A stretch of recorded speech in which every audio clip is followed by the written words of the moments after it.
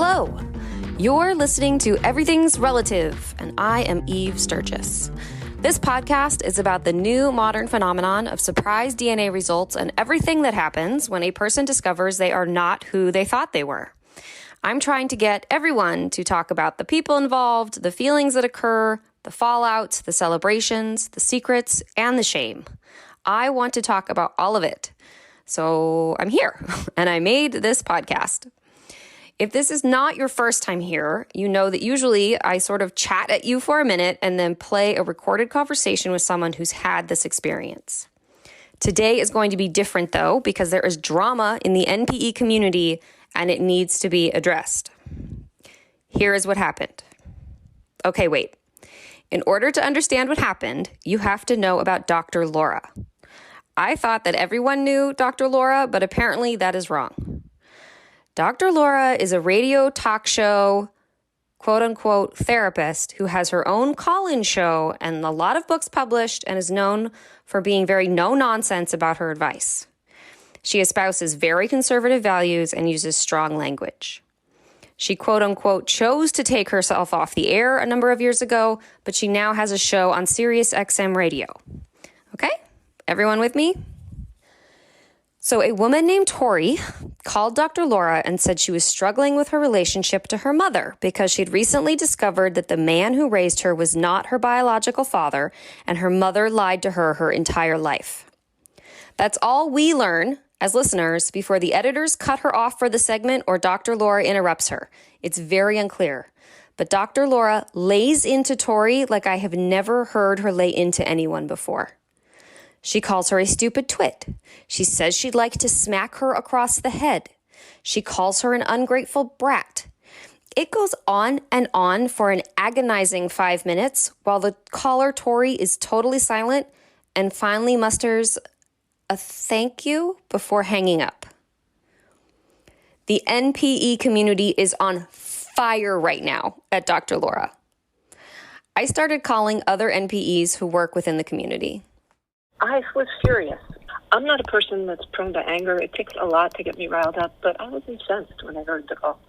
I thought it was so awful that it was hard to believe it was real, that somebody, particularly a therapist, could speak to somebody in so ugly a manner. I mean, it kind of struck me as if she was flicking a whip at the caller. I couldn't stop thinking about it. I listened, and it immediately, I started shaking. I was so angry. I had a chance to listen to it, and I am greatly appalled. The NPEs are sensitive about the collective experience, and the collective experience is angry about this one.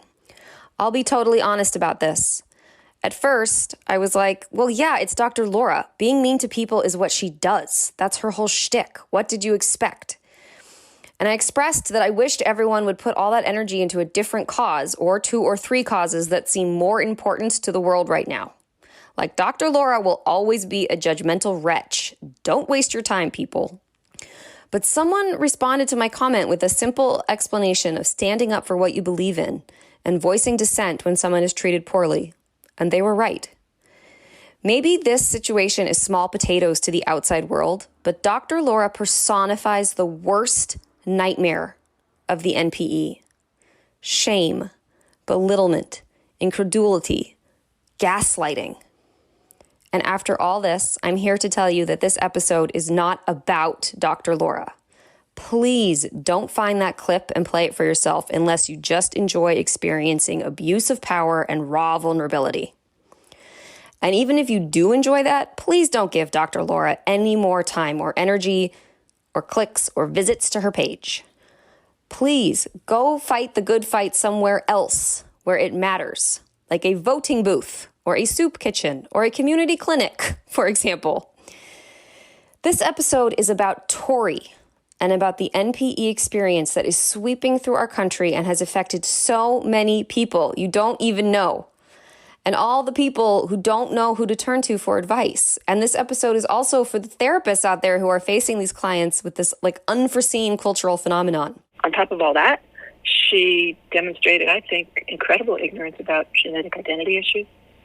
She obviously has no idea that everyone has a right to know who their parents are. Mm-hmm. She doesn't know that it's a right that's upheld, that's fundamental by the United Nations Convention on the Rights of the Child. She doesn't understand the importance of knowing your own truth and having the right to talk about it. And I don't know if Dr. Laura, she's a family therapist, I don't know if she sees clients. It's kind of a scary thought. But she obviously has no idea that the need to know where one comes from is actually a psychological condition and has a name that was coined by a psychologist, genealogical bewilderment. And it's a condition that's been written about for many, many years. She should know this.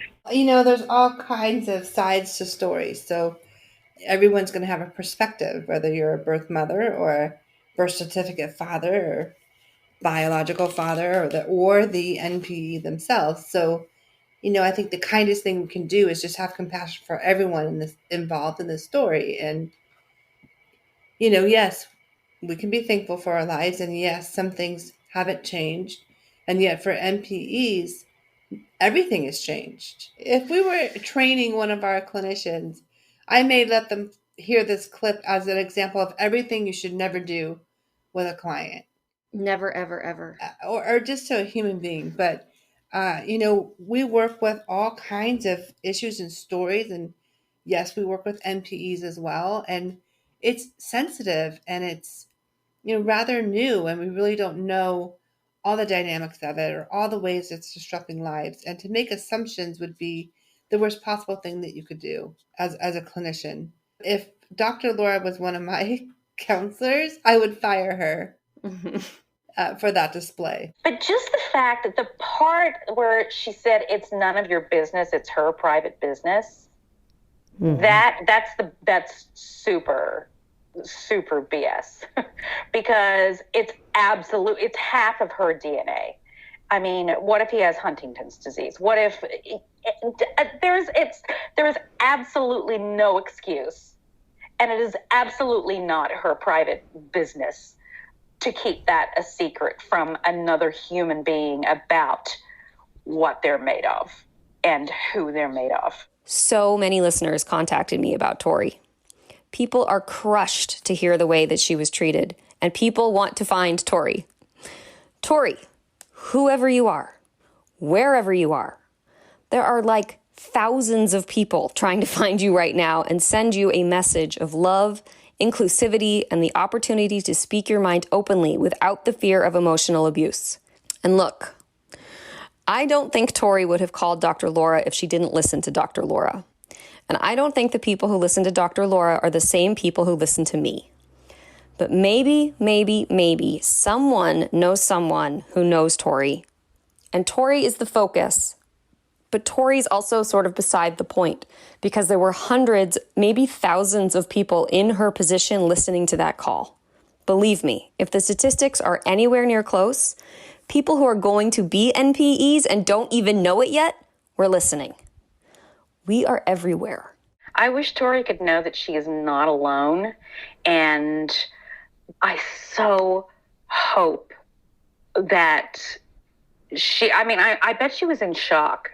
And I bet she was re-traumatized, by the way. And I hope she finds, the NPE community that is supportive and validating and based in reality and real life. Just be kind. It doesn't take any effort to be kind.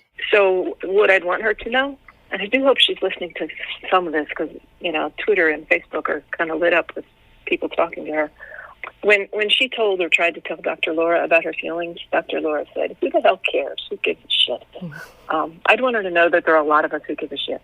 I'd want her to know she's not wrong and she's not alone, that there's this huge community of people who share her feelings and who have similar needs.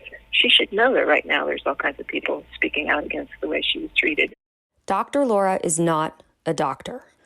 Not the medical kind, not the psychological kind. She has a PhD in physiology. She is not a therapist. She has the training, which she obviously doesn't apply, and she was once licensed, but I don't believe she is anymore, and I believe that any ethics board would yank it after they heard the call that I heard today. You know why she left radio 10 years ago? Because she wanted to use the N-word. Dr. Laura hurts people. I think yesterday for 5 minutes on the radio, Tori was all of us. She is struggling to reconcile the love she has for her mother with the new understanding that she was lied to her entire life. She is looking for advice. I don't know her, but I imagine that she feels very confused and alone. I can say with almost certainty that we all feel confused and alone when we get this information. Tori, you are not alone. You are not a twit or a spoiled, ungrateful brat. You are human. Special thanks to the women who talked to me on the phone while I tried to figure out what to say about all of this. Special thanks to BK Jackson, founder of Severance, a magazine and community for adoptees, NPEs, and others with concerns about genetic identity.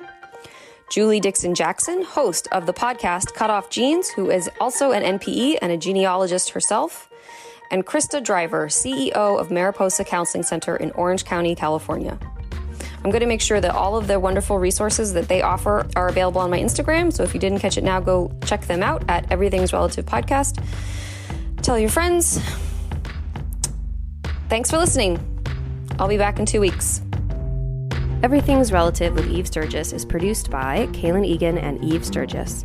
Eve Sturgis is a licensed marriage and family therapist in the state of California, but the conversations she has on the podcast are not therapy sessions. Logo design by Ivy McNally and music used with permission by Goodbye the Band.